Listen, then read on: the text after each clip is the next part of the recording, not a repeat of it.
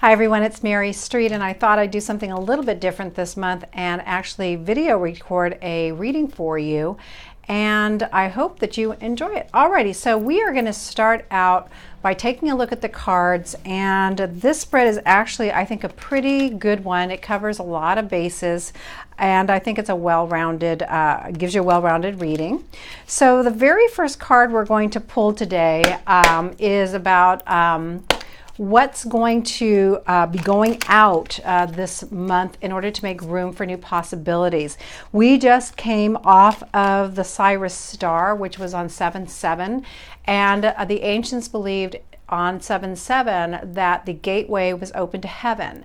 So they believed that the intuition got stronger, that more thought processes came forth for new technology. So if you have been feeling super creative for the past couple weeks, and then a couple weeks afterwards, don't be surprised. All right, so the very first card of what needs to go away or go out to make room for new possibilities. Here's the first card. Okay, so this is the Six of Pentacles. It is reversed. So this is really about, to me, this signifies taking care of others before you take care of yourself. The number 6 is a nurturing card, and so perhaps many of you are, I'm going to show you the card upright, have been thinking that it's time for me. It's time for me this month, and I'm going to put my needs ahead, my wants and my needs, and I'm going to voice my opinion of what exactly I'm looking for. And this card is saying this is time. Reverse cards are very important in a spread because they indicate sometimes timing. They can also indicate the exact opposite of the card. It could also mean that you're sitting on the fence about doing this, or they also mean that you need to move in an entirely new direction. So whatever this card means for you as regards to nurturing, the 1 is the self, the 5 is a change, and the number 6, as we add them together, is a nurturing. It actually looks like the number 6 looks like a mother with a womb. This really means it's time for you to start taking care of yourself, and again, doing all those expressive things as I mentioned before. So that's what needs to go away in order to make room for possibilities. What might come in this month, let's just take a look. Major card. So this is an Emperor card. However, again, it's another reverse card. So what needs to go away? Perhaps someone who is an authoritative figure, who is holding your feet to the fire and you don't want to do it, and you're resisting. Perhaps it's a relationship that's run its course. This is someone who is kind of like the father figure. So someone who maybe is maybe very controlling in the situation. They've got the money, you don't, and therefore you stay because you feel like your hands are tied.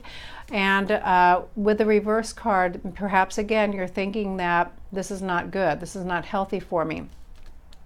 What I do know is the full moon has occurred on the 9th, and so this is a full moon in Capricorn, which is the ram, which is the goat, and perhaps you're just saying, you know what, I need to move higher, but I feel stuck because of this energy around me. It could even be an energy of a relationship with a boss or work.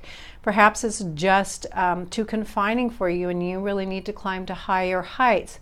However, the only way that you can do that is by sitting in, you become the emperor and you make the choices. Someone can't do that for you. I'd love to tell you that, everyone can make choices for you. They'll make choices for you, but it won't be the right one. So do that I would say, take note of that this month. If this card speaks to you, there's a reason why. Okay, so I'm going to pull a card now for what you need to be aware of this month. So what do you need to be aware of this month? Looks like an upright card, Knight of Wands. So where do you feel that you might go charging in to save the day? I actually had a really crazy thing happened. I kind of was fallen hoax to one of those hoax things on Facebook, and believe it or not, because of the healer in me and wanting to save, and this is a very natural empathic thing, and this is what gets you into trouble. When you rush in without really thought process. I put it out there on my Facebook and people are like, oh, do you know that's a hoax? And I'm like, I kind of had mud on my face around it, but it taught me a very important lesson. Taught me that rather than rushing in, sometimes we just need to take a step back and check things out rather than becoming, doing a knee-jerk reaction, emotional thing.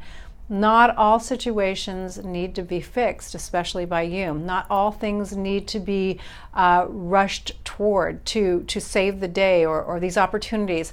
And that also, wands are about opportunities around career or work. So if it seems to be too good to be true, as they say, then most likely it is. I always say that readings have 3 parts to it, 3 legs to it. So it's my intuition, the other person who I'm reading for, their intuition, and then due diligence. So again, before you rush in, do some due diligence. And you know, I don't feel like any of this stuff is a failure. What I feel like, it's feedback. So next time, do you think I'm going to be a little more cautious? You bet. Okay.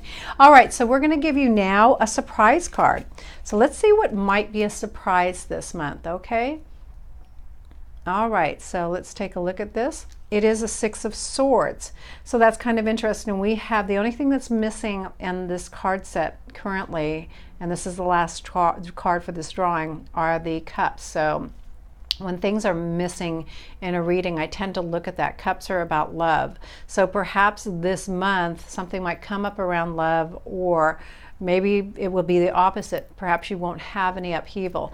Although I would say that the full moon does trigger, this is full moon especially in Capricorn, might trigger some relationship stuff. People might get a little bit controlling in the relationship, trying to hoard everything so nothing happens. So beware of that. But this is a surprise card again for you. Rather than sailing to smoother waters, be careful and be wary about, again, a thought process. Swords are about thoughts.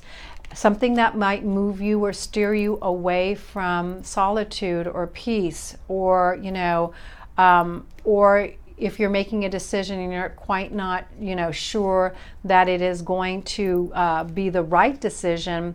My feeling about making a decision is this, when I'm not rushing into things, is this though.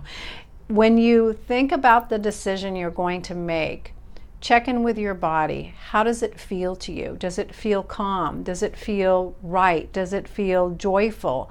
Does it feel bright? Do you see colors maybe that are very bright and vivid? Or do you get the opposite sense of it? Do you get a sense of dread? Do you get a sense that I shouldn't be doing this at all? My stomach is killing me. I've got a headache. And everything else that comes with it, because literally that's your soul trying to keep you safe so that you don't get blown off course. So do that inventory, and I suggest, you know, do this whenever it's possible, especially around huge life-changing decisions, major decisions.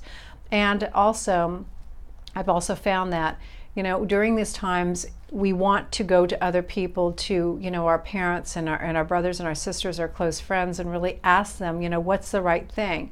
To be honest with you, you know, it's very difficult to go to someone who's attached to your outcome. This is primarily why people come to readers, because readers, while we do love you and care for you, we don't have an attachment to the outcome. We don't.